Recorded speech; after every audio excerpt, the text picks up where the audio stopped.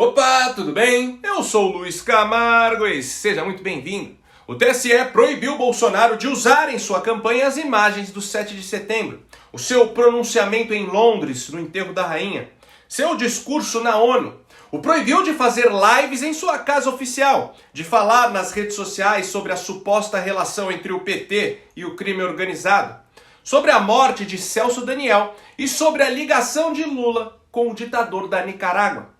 Está claro que o TSE, uma corte que não existe em nenhuma democracia no mundo, só no Brasil, possui um lado. E nem fazem mais questão de esconder, afinal, estão desesperados com uma iminente vitória do capitão do povo. Do lado daquele cara que está no Supremo e está no TSE, tudo canetando contra mim. Acabou de me dar uma multa de 20 mil reais, porque reuniu com embaixadores aqui. O Fachin se reuniu com embaixadores também. E a política externa é privativa minha e do Carlos França. Não é do Supremo e não é do TSE. É o tempo todo usando a caneta para fazer maldade, tentar me tirar de combate, desgastar. Já desafiei o Alexandre de Moraes, que vazou a quebra de sigilo telemático do meu ajudante de ordem, que é um crime que esse cara fez. Esse cara fez um crime. Pessoal, antes de prosseguirmos com a nossa análise de hoje, é muito importante você já mandar seu like no vídeo e deixar um comentário qualquer, nem que seja só um alô mesmo, pois isso é fundamental para ajudar no engajamento do vídeo. Aproveita também e confere se você continua inscrito no canal, aciona o sininho das notificações e, se for novo por aqui, me dê essa moral e se inscreva no canal.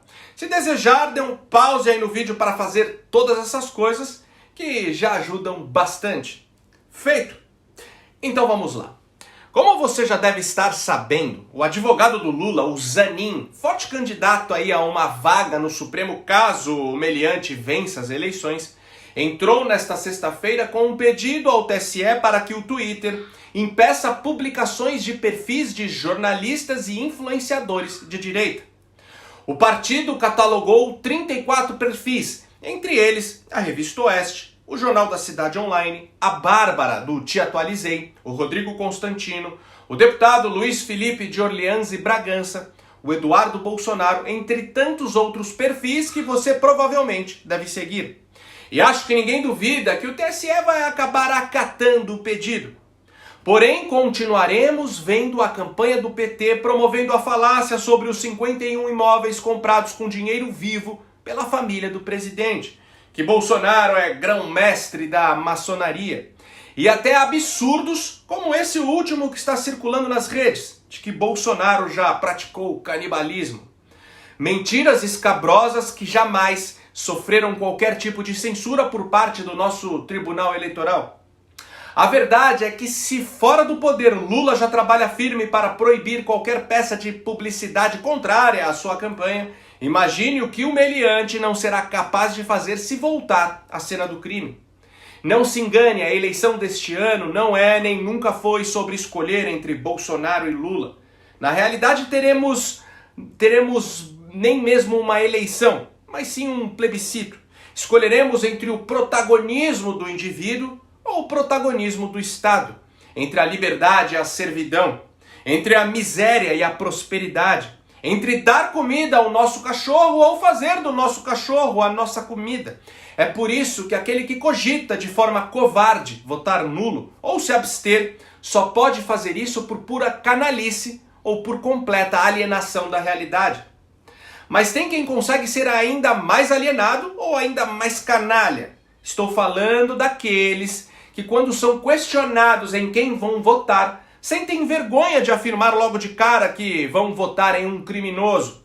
O PT roubou, concordo 100%. E assim, em meio a rodeios, dizem o nome do meliante acompanhado de uma justificativa que possa redimir sua escolha. Tipo, voto no Lula para defender a democracia. O jornalista Hélio Beltrão definiu esse tipo de forma brilhante. Abre aspas. A irracionalidade é regra nas escolhas políticas e não tem mesmo muito jeito. No tema antidemocrático, o sujeito não vota no Bolsonaro por receio de que vá fazer o que nunca fez e que promete que não fará, e vota no Lula acreditando que não fará o que já fez e garante que fará. Fecha aspas. Entenda uma coisa. Toda a América Latina está seguindo o mesmo padrão. Líderes devidamente preparados pelo Foro de São Paulo estão ascendendo ao poder através de eleições sujas ou por conta do alto índice de abstenções, reflexo direto de uma população alienada e cansada da tal polarização. Só que ao ganhar as eleições, essas lideranças colocam em prática um modelo econômico que leva o país à bancarrota, para em médio e longo prazo deixar o povo dependente das esmolas estatais, garantindo sua estadia perene no poder. Com o Lula não será diferente. O vagabundo está com sangue nos olhos, ficou quase 2 anos preso, sabe que a maior parte da população não engoliu sua descondenação. Não é por menos que tem tanto medo de sair às ruas. Ou seja, o Lula está com sede de vingança. Não apresentou seu plano de governo até agora, pois se trata de um plano de vingança contra seu maior inimigo, a classe média brasileira, visto que este é o nicho da sociedade que mais tem aversão à sua figura. Além de, historicamente, a classe média ser o nicho da sociedade que oferece maior resistência a projetos socialistas de poder. Nenhuma ditadura socialista pode se estabelecer no controle de uma nação sem primeiro esmagar a classe média. Os pobres são comprados com o assistencialismo estatal. Os muito ricos fazem conluios espúrios com a elite governante. Já a classe média, que é quem mais se beneficia com o livre mercado e com o recuo do Estado, é um empecilho a ser descartado. E por que eu defendo esse ponto de vista? Não é só por razões teóricas e políticas. É porque eu odeio a classe média. A classe média é o atraso de vida. A classe média é a estupidez. É o que tem de reacionário, conservador, ignorante, petulante, arrogante, terrorista. É uma coisa fora do comum a classe média. Esqueça o Lulinha Paz e Amor de 2002. Esse Lula de 2022 vem para cumprir aquele que sempre foi o seu maior objetivo: tomar o país de assalto e concretizar a revolução. O problema é que entre os muitos brasileiros que pretendem anular o voto ou que vão votar no Lula porque o seu senso moral não é forte o bastante para transpor o nojinho estético que sentem do presidente, insistem que esse papo de transformar o Brasil em uma Venezuela não passa de uma narrativa da oposição para amedrontar desinformados. Haja visto que Lula escolheu Geraldo Alckmin para ser seu vice, assim como já deu aceno para Henrique Meirelles. 2 figuras pró-mercado. Só que isso é só mais um engodo. O Lula é o pai da mentira. Ele roubou do diabo esse posto. Guilherme Boulos, um dos coordenadores aí da sua campanha, deixou bem claro que Alckmin só foi colocado como vice de Lula para ludibriar eleitores moderados e que ele não terá qualquer papel ou influência em um eventual governo petista. O Alckmin foi posto como expressão de uma frente democrática anti-Bolsonaro. Em nenhum momento as ideias liberais do Alckmin foram incorporadas ao programa de governo da chapa Lula-Alckmin. O PT em nenhum momento se comprometeu a incorporar as ideias liberais sugeridas por Alckmin. O invasor de propriedades ainda ironizou a participação de Henrique Meirelles no plano de governo do PT. Eu acho que bom que o Meirelles se posicione contra o Bolsonaro e a favor do Lula, como fez. Melhor do que se fizesse o contrário. Mas as posições econômicas que o Meirelles defende são contrárias às posições econômicas que estão no plano de governo do Lula. O plano de governo do Lula é a revogação do teto. O Meirelles fez o teto. O plano de governo do Lula é a revogação da reforma trabalhista. O Meirelles fez a reforma trabalhista. Então, eu não acredito que seria o caminho mais coerente com o plano de governo que está colocado, o Meirelles ser o responsável da economia, e não vi isso expresso e cogitado em lugar algum. Houve uma foto com ex-candidatos a presidente da República, da qual eu também participei, que estavam apoiando o Lula contra o Bolsonaro. Não se engane, esqueça o que aconteceu em 2002. Ali o PT tinha um plano a longo prazo. Agora é diferente justamente porque o projeto inicial sofreu uma ruptura. Olha o que o Lula disse ao seu confidente Leonardo Boff, o arauto da teologia da libertação no Brasil. Ele me disse, que a gente tem muitos diálogos, que eu, ao chegar à presidência, se chegar pela eleição, é a última chance da minha vida de fazer uma grande revolução. Vou fazer, porque depois disso já estou velho demais, não posso. Então, vou fazer um discurso político para que todo mundo possa manter a unidade nacional, mas a prática vai ser radical. Mas o irônico é que hoje em dia, o Lula, talvez por conta da sua idade, nem consegue mais esconder suas pretensões. Preste atenção nesse discurso feito, se não me engano, em 2020. É simplesmente assustador. Um discurso de um revolucionário marxista que não difere em nada dos discursos do Fidel e do Stalin. O que nós esperamos, o que eu espero, é que o mundo que virá depois do coronavírus seja uma comunidade universal. No mundo que eu espero, depois da tragédia do coronavírus, o coletivo haverá de triunfar sobre o individual. A solidariedade e a generosidade triunfarão sobre o grupo. Um mundo em que ninguém explora o trabalho de ninguém. Mas as grandes tragédias também são reveladoras do verdadeiro caráter das pessoas e das coisas. A pandemia deixou o capitalismo nu. A tragédia do coronavírus expôs à luz do sol uma verdade inquestionável. O que sustenta o capitalismo não é o capital. Somos nós, os trabalhadores. É essa verdade, nossa velha conhecida, que está levando os principais jornais econômicos do mundo, a Bíblia da elite mundial, a anunciarem que o capitalismo está com os dias contados. Está mesmo, está morrendo. Está nas nossas mãos, nas mãos dos trabalhadores, a tarefa de construir esse novo mundo que vem aí. Como brasileiro, tenho a certeza que sairemos dessa tragédia para um mundo melhor, para um Brasil melhor. E é com esse espírito, essa alegria e essa criatividade que estamos todos lutando para sair das trevas e fazer chegar o mais depressa possível o amanhecer da justiça social e da igualdade e da liberdade.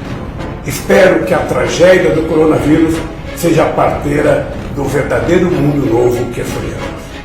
Mas aí você pode falar, calma Luiz, afinal esse ano elegemos um Congresso mais à direita que não vai permitir que o Lula faça grandes loucuras. E sim, isso é verdade. O ex-presidiário no começo fará um governo atravancado. Não vai conseguir aprovar nada, até porque a esquerda ficou derretida no legislativo. Independente do resultado que Bolsonaro tiver nesse segundo turno, o bolsonarismo já venceu essas eleições. Isso é ponto pacífico. No entanto, esta dinâmica de barrar as loucuras do Lula não vai perdurar. Para conseguir tomar as rédeas do governo, o ex-presidiário recorrerá à corrupção novamente. Vai encher os bolsos dos parlamentares em troca de apoio. Na Suprema Corte vai indicar 2 ministros alinhados com seu projeto de poder, fortalecendo ainda mais o ativismo judicial. E assim vai governar através do judiciário, que retirará a autonomia do Congresso tanto para aprovar projetos de cunho conservador ou liberal, como para barrar projetos de cunho progressista e estatizante. Não esqueça que lá atrás o Supremo foi aparelhado pelo PT. E a sua descondenação foi só o primeiro passo de todo esse projeto nefasto que ele quer colocar em prática. Eu sei que todo vídeo eu repito isso que vou falar agora, mas é extremamente necessário. No primeiro turno, a diferença entre Lula e Bolsonaro foi em torno de 6 milhões de votos. Só que tivemos 32 milhões de abstenções e 5 milhões de votos nulos. Estamos falando de quase 40 milhões de pessoas. São 40 milhões de pessoas que, se forem conscientizadas, se elimina qualquer possibilidade do mal prevalecer. Nesse caso, nenhuma possível maracutaia nas caixinhas eletrônicas seria capaz de tirar a vitória do capitão. Temos 20 dias para cumprir essa missão. Saiba alinhar o seu discurso. Não seja desrespeitoso e grosseiro. Fale com seus parentes, vizinhos, colegas de trabalho, grupos de WhatsApp. Apenas dissemine os feitos do atual governo. Compare os dados da economia com Bolsonaro e da economia dos governos Lula e Dilma. mostre os crimes do lulopetismo, mostre esse vídeo da Mara Gabrilli. Ronan Maria Pinto, se ele não fosse pago, ele ia entregar o Lula como mentor do assassinato do Celso Daniel. Esse é o teor da chantagem. E o Lula pagou. Como é que alguém que não tem nenhum envolvimento pagaria? O Lula pagou os 12 milhões da chantagem, sim, para o Ronan Maria Pinto calar a boca e ficar quieto. Tentem fazer com que o senso moral existente em todo ser humano prevaleça sobre o nojinho estético que essas pessoas que estão em cima do muro sentem do presidente sem nem saber o motivo. Eu tenho certeza que teremos êxito nessa missão. A luz da verdade prevalecerá sobre as trevas da ignorância. Pessoal, o meu canal foi desmonetizado pelo YouTube. Eu não ganho mais um centavo para fazer conteúdo. A ideia é que gradativamente os canais de cunho cristão e conservador sejam minados da plataforma, principalmente nesse período eleitoral. Sendo assim, agora mais do que nunca, eu só posso contar com você.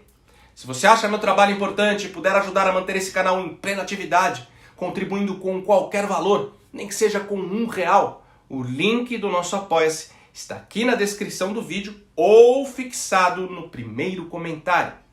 E por hoje é isso aí. Curte e compartilha ao máximo esse vídeo. Não esquece de deixar aquele comentário esperto para ajudar na relevância. E me segue nas redes sociais, Twitter, Instagram, Facebook e no Telegram, @LuizCamargoVlog. Então até o próximo vídeo. Valeu!